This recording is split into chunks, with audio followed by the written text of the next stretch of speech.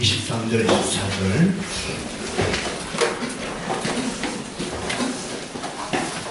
신약성경 242페이지. 로마서 3장 23절과 24절을 이렇게 찾아보겠습니다.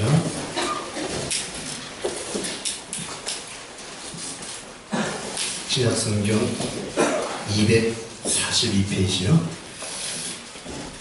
로마서 3장 23, 24절 우리 짧은 구절 같이 한 목소리를 읽겠습니다. 시작. 모든 사람이 죄를 범하였음에 하나님의 영광이 되지 못하더니 그리스도 예수 안에 있는 성령으로 말미암아 하나님의 은혜로 값없이 의롭다 하심을 얻은 자 되었느니라. 아멘. 자, 우리 고개를 드시고 의자를 돌려서 편안하게 말씀을 함께 열심히 나가보렵니다.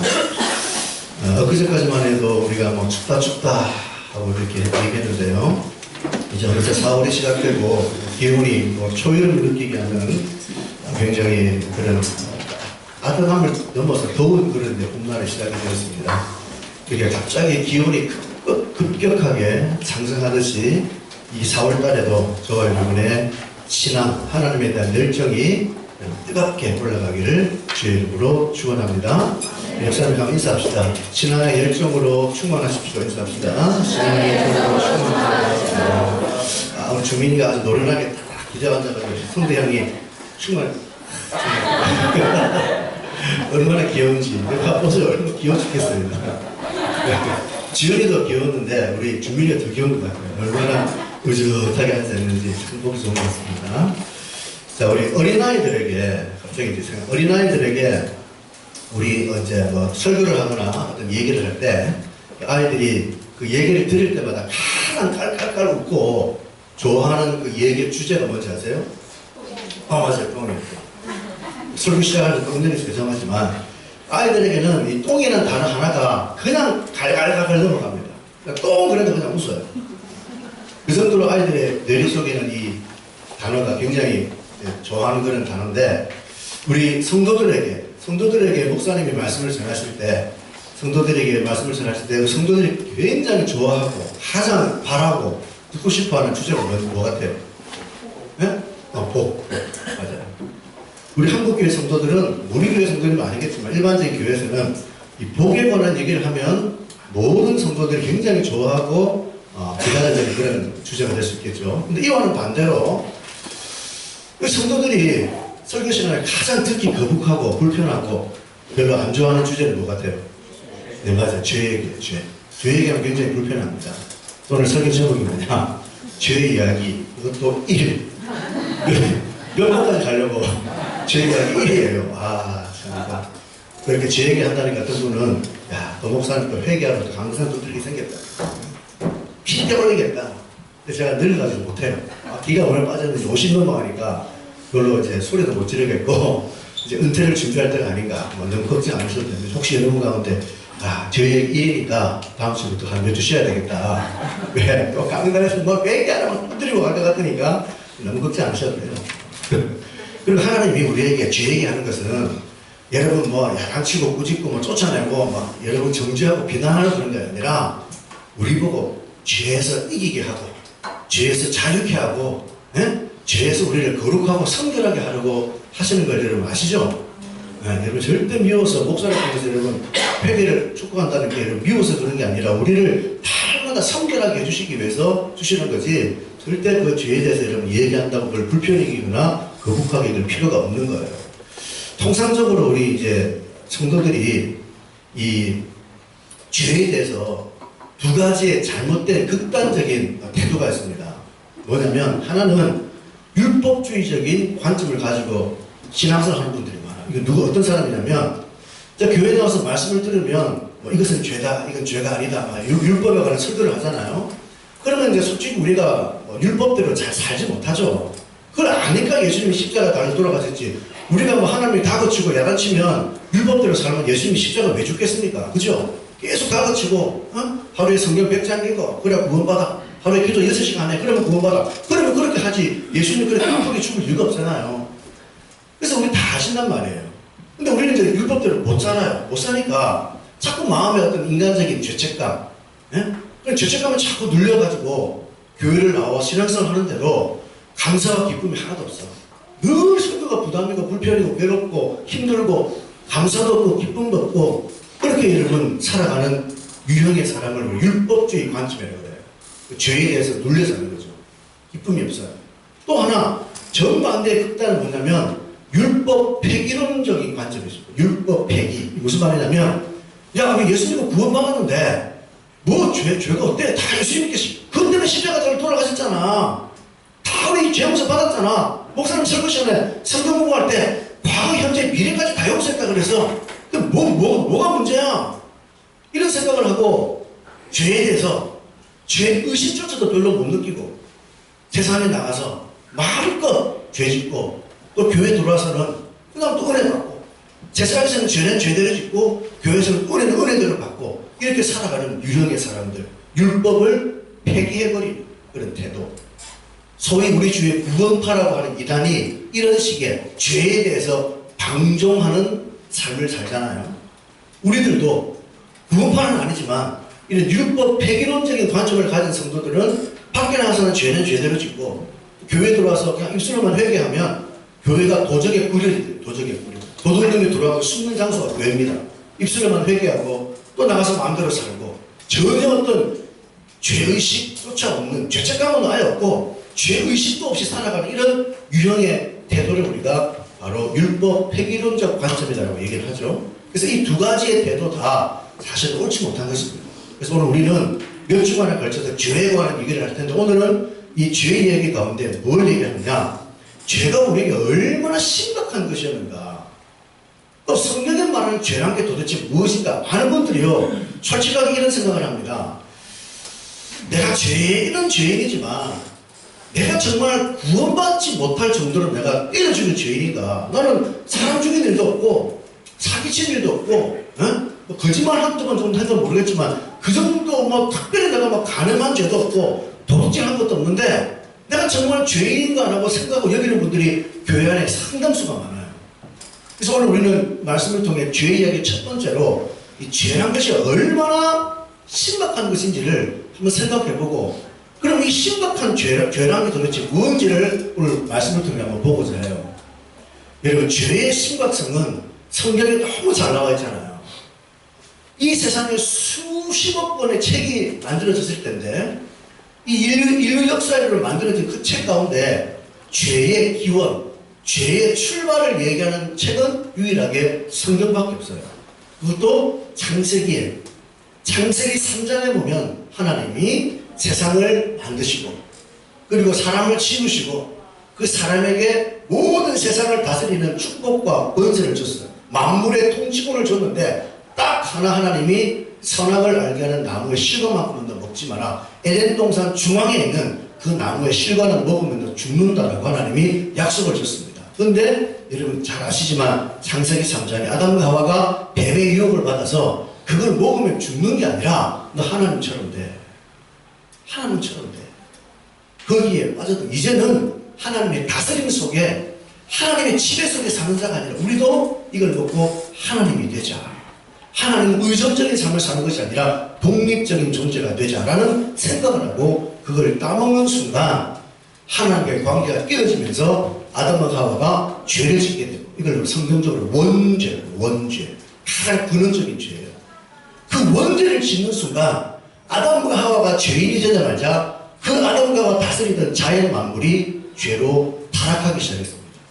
그래서 창세기 3장 15절 이하에 16절 읽어보면 자연 생태계가 파괴되기 시작합니다.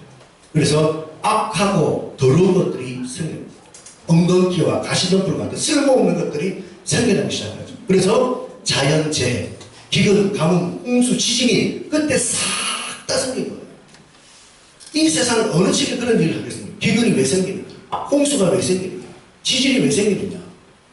과학자들이 지진을 연구해서 판이 흔들려서 그런 현상의 설명이지 지진이 언제 출발했느냐? 창세기 3장이에요.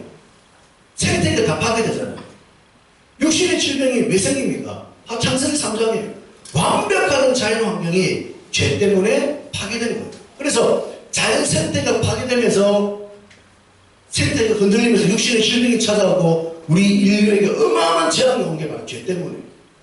그 죄란 것은 단순히 생태계에 영향만 주고 우리 육신의 질병만 온 것이 아니라 그 다음 말씀을 보면 어떤 저주가 임하냐면 이전까지는 아담과 하와가 일할 필요가 없어요. 완벽한 자연이니까. 근데 그때부터 생태계가 파괴되니까 인간은 스스로 노동을 해야 먹고 산다라는 두 번째 노동의 저주가 왔죠. 노동의 저주가 왜 노동의 저주냐? 이제 인간 스스로가 자기 인생을 책임져야 돼요. 그러니까 고대 시대는 뭐 목축을 하든지 농사를 짓겠죠. 그러면 동네마다 소산이 다릅니다. 왜? 땅의 조건이 다르고 사람들이 뭐 국면선이 다 다르기 때문에 이 동네는 부지런한 사람이 사니까 농사가 잘 되고 풍년인데 저 동네는 게으른 사람, 싸우기만 좋아하는 사람, 먹을 게 없어, 배고파. 그러니까 옆 동네 침범하겠죠. 뺏어가겠죠. 이때부터 인간사에 빈부의 문제, 가난과 부의 문제가 이때 들어온 거예요. 왜? 스스로 먹고 살아야 되니까 이제는 잘 사는 동네, 못 사는 동네 생기고 못 사는 동네 사람들은 잘 사는 사람 쳐들어서 뺏고 불안하고 걱정되는 거예요. 전쟁이 생기고 다툼이 생기고 갈등이 생기고 인간사회 지금 우리가 사회생활 속에 겪는 모든 갈등과 분열과 문제는 창세기 3장입니다. 이 세상에 어느 책이 그 얘기하겠습니까? 유일하게 성경만이 죄의 근원, 모든 질병의 근원, 자연재해의 근원, 왜 우리가 사는 데 삶에 염려와 근심이 찾아오느냐? 여기 다 나와 있는 거예요. 이게 죄의 심각성입니다. 끔찍하죠? 그런데 지금까지 수천 년인지 수만 년인지 우리가 정확히 모르지만 그 인류의 역사 속에 한 번도 가난과 부의 문제가 해결된 적이 없잖아요. 딱 한 번, 바로 사도행전 2장에 오순절에 성령의 충만받은 예루살렘 교회 성도들이 하나님의 은혜를 받아서 천국을 이루고 삽니다. 그때 유무상통하는 생각. 네가 내 것 없이 각 사람의 필요에 따라 내 물건을 나눠주는 가만히 사라지는 그런 시대가 한번 딱 사도행전 2장에 나타나지. 그 이전 그 이후로 지금까지 어느 나라 어느 정권 어느 정부에서 빈부의 문제 해결합니까? 박근혜가 해결했습니까? 이명박 해결했나요? 노무현 해결했나요? 안 돼요. 못해요. 결국은 다 자기 밥그릇이요. 다 자기 밥그릇이에요. 따지고 들어가보면 해결 못합니다. 어떤 정부 앞으로도 마찬가지예요. 어떤 정부가 들어와도 어떤 정권이 들어와도 절대 안 됩니다. 창세기 3장의 문제를 해결 안 하면 이게 안 된다니까요. 그러니까 예수 믿는 사람은 이 부분에 자유를 누리고 살지 아니면 절대 못 들어요. 그리고 마지막으로 죄의 삭은 사망이다. 너 선악과 땅 먹으면 너 죽는다라고 말한 대로 드디어 아담과 하와부터 모든 인류에게 죽음과 형벌이 찾아옵니다. 이게 죄의 심각성. 저는 왜 죽습니까? 결국 죄 때문에 죽는 거예요. 왜 우리의 삶에 말할 수 없는 고난과 저주와 고통이 찾아오죠? 물론 다는 아니지만 근본적으로 우리가 죄인이기 때문에 여러분의 삶에 그 죄의 결과로 우리가 이 고통을 어떤 사람을 부릅니다. 왜 기근이, 왜 하나님이 계시면 왜 지진을 허락하시는 거야? 하나님이 계시면 왜 저 강릉에서 시골 동네 왜 저렇게 홍수가 나? 하나님이 계시면 압구정동에 저렇게 홍수가 나야지 왜 강릉 시골 할아버지 댁에 홍수가 나? 하나님이 한 게 아니라 죄의 결과로 나타나는 현상입니다. 죄 때문에 전부 다. 이게 심각성입니다. 또 하나 죄가 얼마나 심각하냐면 여러분 죄 때문에 누가 죽으셨어요? 예, 죄 때문에 죄가 얼마나 심각하냐면 죄 때문에 하나님이 그 죄 문제를 해결하려면 하나님이 죽으셔야 했어요. 죄가 얼마나 심각하면 그 죄 때문에 창조주가 자기의 보좌를 버리고 이 땅에 사람으로 와서 창조주가 죽으셔야 할 만큼 죄는 어마어마하게 심각한 겁니다. 죄가 얼마나 심각했어요. 하나님은 자기의 공의와 사랑을 이루기 위해서는 죽으실 수밖에 없는 거예요. 그래서 우리 죄는 창조주를 십자가에 못 박는 끔찍한 무서운 거예요. 이런 게 바로 죄의 심각성입니다. 죄의 심각성. 오늘 읽은 우리 3장 24절에 보세요. 그리스도 예수 안에 있는 속량으로 말미암아 하나님의 은혜로 값없이 우리가 의롭다 하심을 얻은 자 되었다. 그리스도 예수 안에 있는 속량이라는 단어가 뭐냐면 대신 속해준단 말이죠. 대속이라는 말을 바꿀 수 있는데 이것은 원래 원문의 의미가 뭐냐면 로마 시대 때 노예가 있습니다. 노예는 평생 노예잖아요. 태어날 때부터 계속 이어지는 거예요. 계속 노예라는 거예요. 근데 어떤 사람이 그 노예를 돈을 주고 샀어요. 돈을 주고 사서 넌 이제부터 자유인이야 라고 풀어주는 게 대속. 돈값 값을, 노예값을 지불하잖아요. 돈을 지불하고 노예를 사서 자유인으로 풀어주는 게 대속이란 말이거든요. 바로 우리가 죄의 노예입니다. 우린 죄로 저주와 가난과 고통과 질병 속에 평생을 허덕여 살다가 언젠가 죽으면 하나님의 영원한 심판을 받게 될 죄의 노예인데, 예수님이 우리를 구원하기 위해 노예를 돈값 주고 사듯이 피값으로 그 죄값을 지불해버려요. 왜? 죄의 대가는 사망이니까. 하나님이신 예수님이 인류의 대표로 자신의 십자가에 달려 우리가 당할 고통을 대신 속해준 거예요. 대속해버린 거예요. 그 대속으로 말미암아 저와 여러분이 이 예수님을 믿을 때, 그 값없이 주신 그 하나님의 은혜를 내가 받아들일 때 우리는 의롭다함을, 너는 내 죄 없다, 너는 내 백성이다, 너는 내 것이다 라고 의롭다함을 받는 이 어마어마한 은혜를 누리게 됩니다. 근데 그 은혜를 누리기 위해서는 어떤 값을 지불했는가? 창조주가 죽으셨다는 거예요. 이게 바로 여러분 죄의 심각성입니다. 죄 때문에 우리는 말할 수 없는 인류 역사에 지금까지 되면 가난의 문제가 해결 안 되고 저주의 문제가 해결 안 되고 질병의 문제가 해결이 안 되잖아요. 그죠?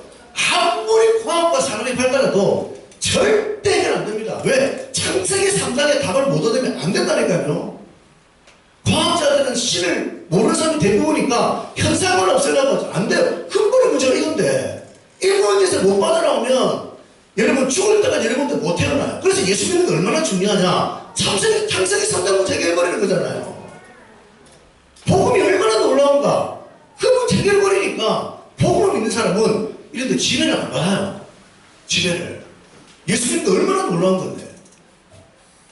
이 어마어마한 축복을 우리가 가지는 거예요. 우리가 그걸 그걸 얻기 위해 주님 말씀하는 거예요. 그래서 오늘 저와 여러분 첫 번째로, 죄란 게 그냥 우리가 뭐 죄 짓고 미안하고 이런 게 아니구나.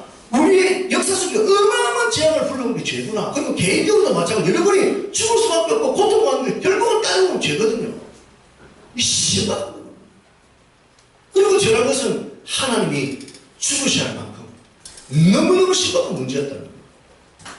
그러면 이제 중요한 것은, 그러면 이렇게 심각한 것이 죄인데 도대체 죄라는 게 뭐냐?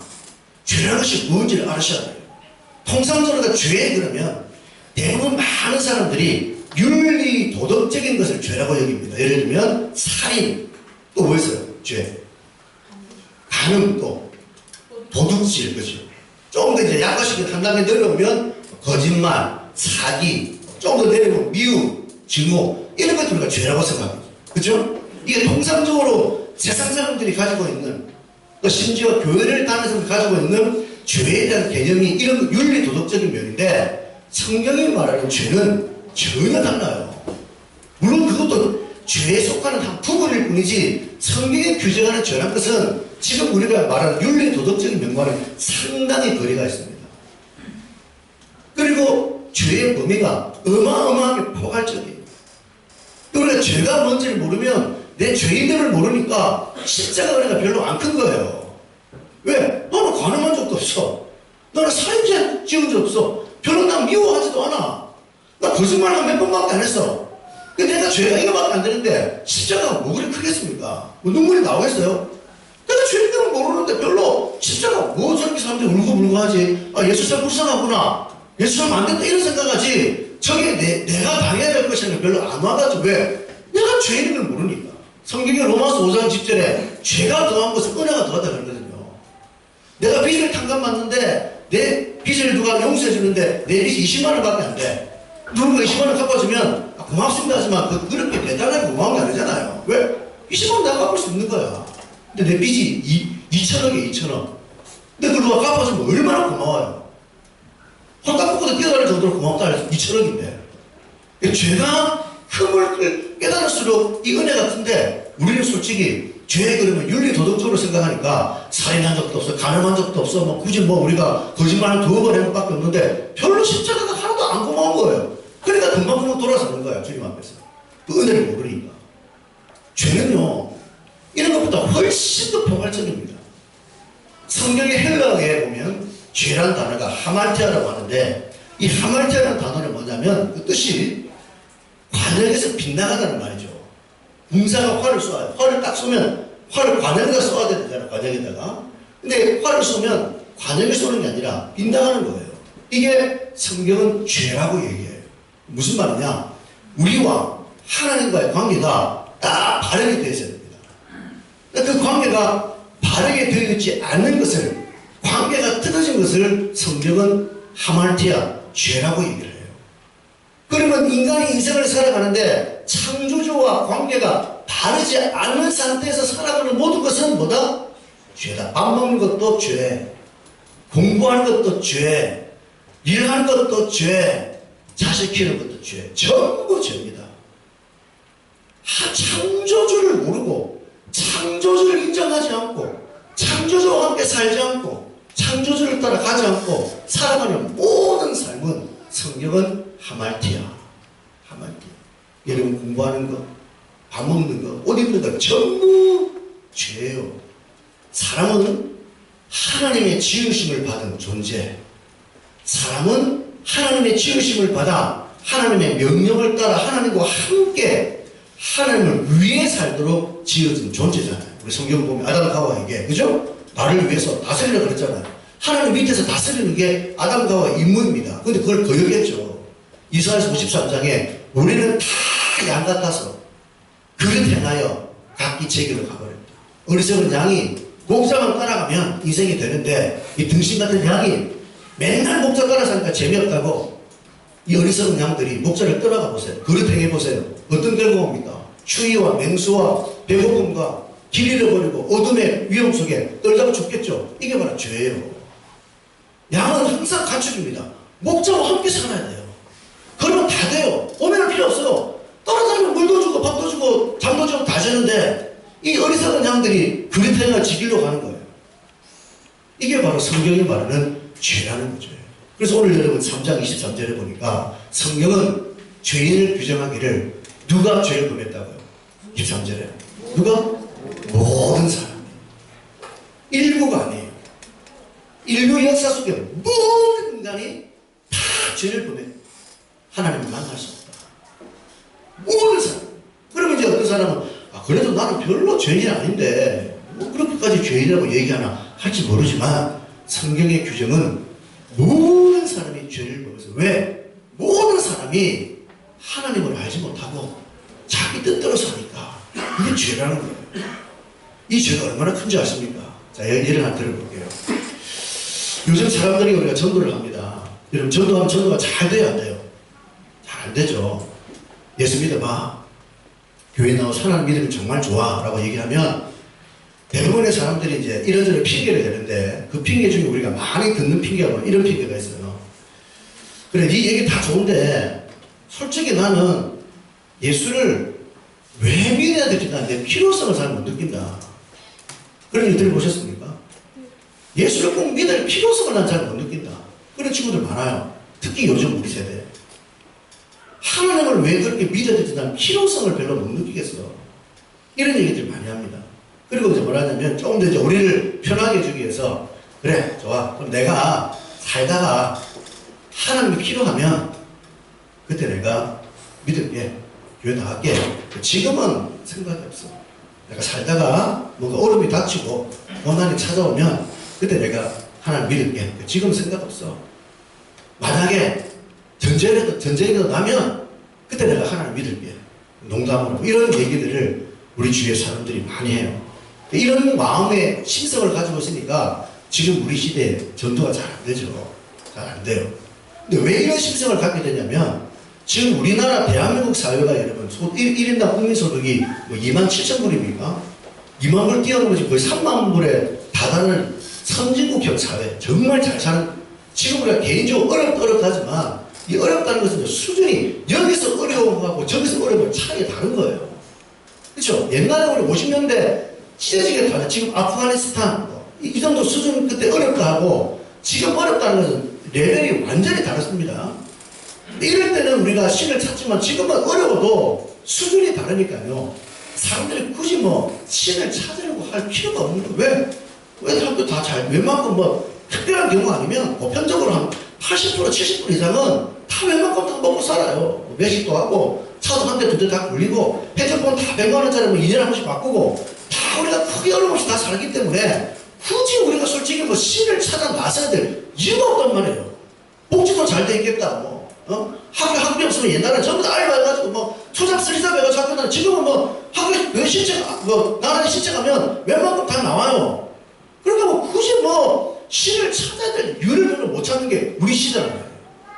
자, 그러면 우리가 이런 태도, 자, 지금 제가 얘기한 예수 믿어, 하나님 믿어 그러면, 아, 지금 나는 굳이 믿을 필요 없어.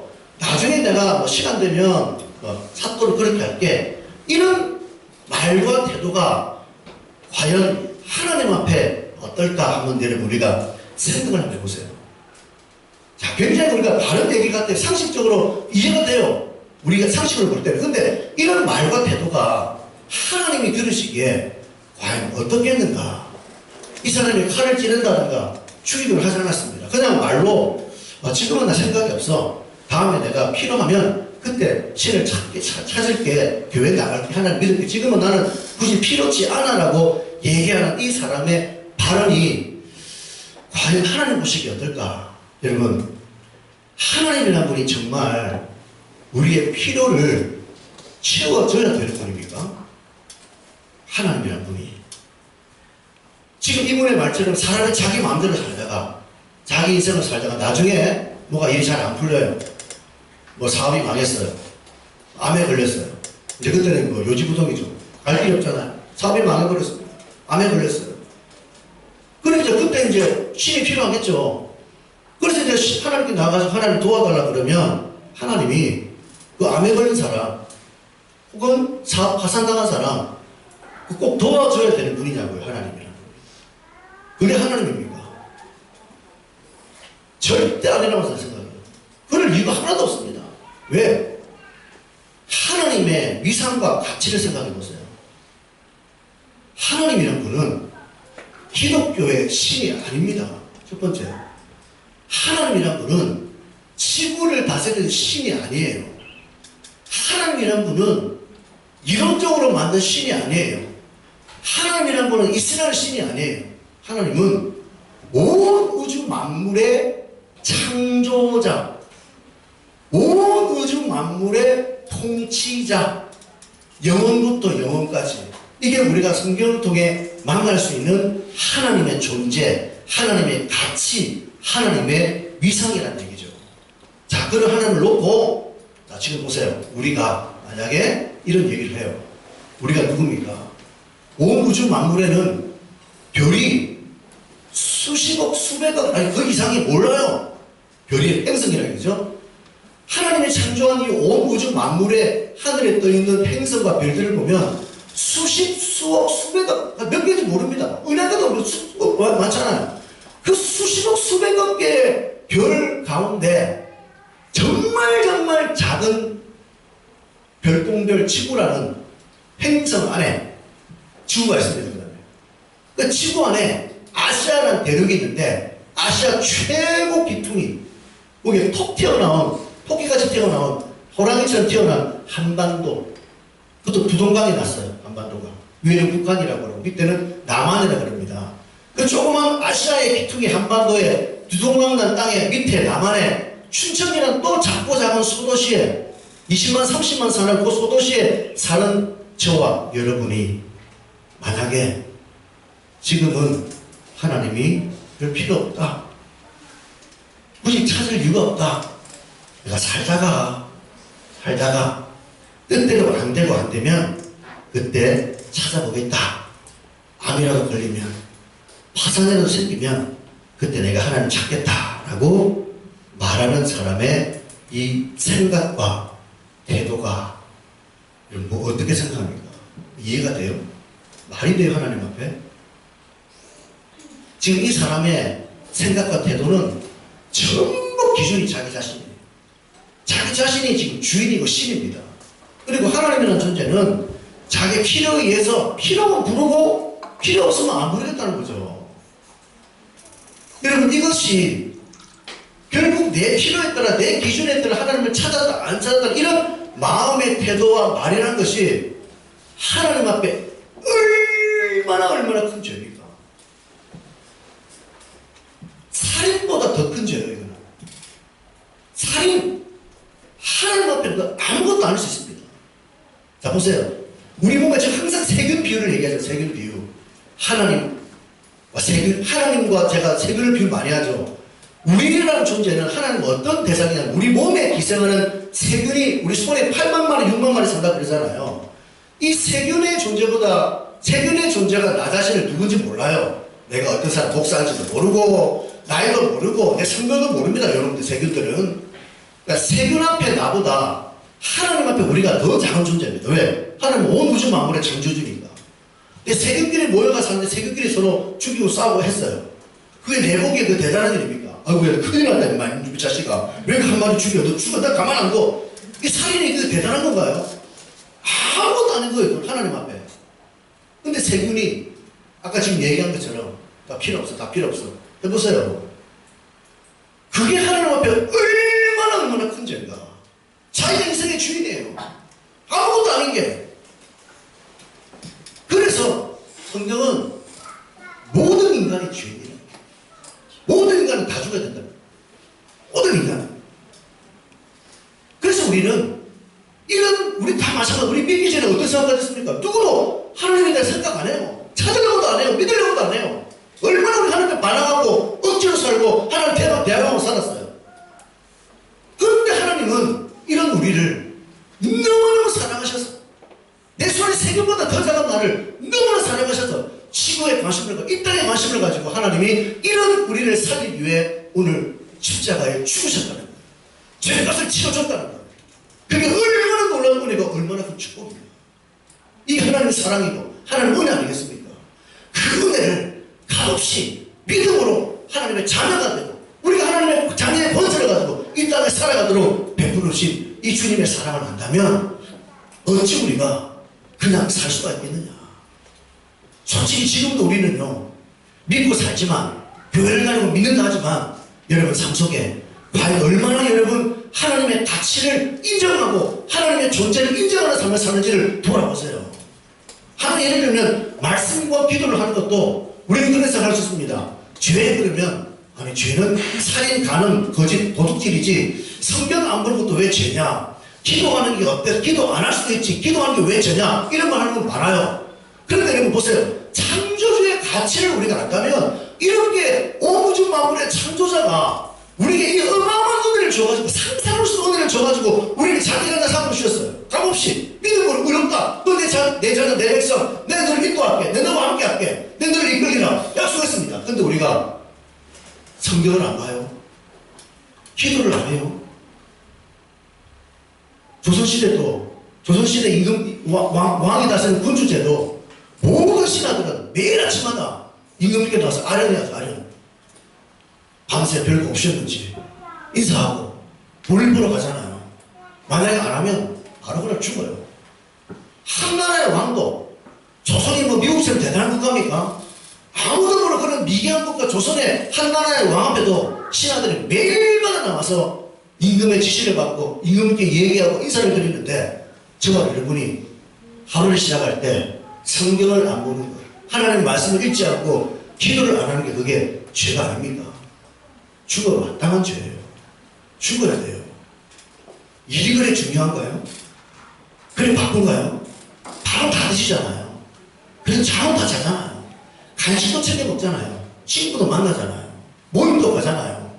근데 우리가 성경을 보지 않고 기도를 하지 않는 것은 죽어야 할 죄입니다. 죽여야 돼요. 그런데 하나님은 예수님 때문에 또 참으시고 기다리시고 예수님이 하나님 아버지 내가 이렇게 했잖아요. 이렇게 했잖아요. 기다려주세요. 참아주세요. 내가 만들 겁니다. 고쳐갈 겁니다. 변화될 겁니다. 그렇기 때문에 오늘 저와 여러분이 또 뻔뻔스럽게 이렇게 나오신다. 죄가 클수록 그 은혜가 얼마나 큰지를 우리 다시 한번 기억하고 오늘 하나님의 말씀을 통해 죄는 너무너무 심각한 겁니다. 죄 때문에 이 세상의 모든 저주와 가난과 고통과 형벌과 죽음이 올 뿐만 아니라 그 죄로 인해 하나님이 죽으셔야 했어요. 오늘도 저와 여러분 이 죄의 심각성을 너무나 모르고 살아요. 왜? 죄가 뭔지 모르니까. 그냥 간음, 살인, 도둑질 그게 죄가 아니라 물론 그것은 죄로 인한 결과물일 뿐이고 진정한 죄는 뭡니까? 오늘 하나님 말씀을 따라 우리가 하나님의 가치와 하나님의 존재를 인정할 줄 모르고 살아가는 이 모든 삶의 태도와 말과 행실이 전부 죄구나. 주가 마땅하게 바로 내구나. 하나님에 대해서 이렇게 우리가 살아가는 게 얼마나 큰 죄인지를 깨닫고 그 죄 때문에 우리는 하나님을 만날 수 없고 실망할 수밖에 없지만 그 죄를 예수님이 십자가 지시고 부활하셔서 우리를 죄값을 완전히 지불해 주심으로 하나님의 자녀 삼으신 은혜에 감사할 뿐만 아니라 지금도 우리는 너무나 종종 믿는 백성 하나님의 자녀로서도 우리 아버지 하나님께 대한 불경한 태도, 불성실한 태도로 얼마나 많이 살아갑니까? 그런데도 불구하고 오늘도 우리는 그 보혈의 피가 우리를 덮고 있다는 사실 앞에 다시 한번 감사하고 우리 모두가 그 은혜에 감동하고 감격하여 다시 한번 하나님 아버지를 아프게 하지 않는 기쁘게 하는 삶을 살아가는 저와 여러분의 삶이 되시기를 주의 이름으로 축원합니다. 우리 시간 주신 말씀 가지고 한번 합심해서 간절히 기도하기를 원하는 것은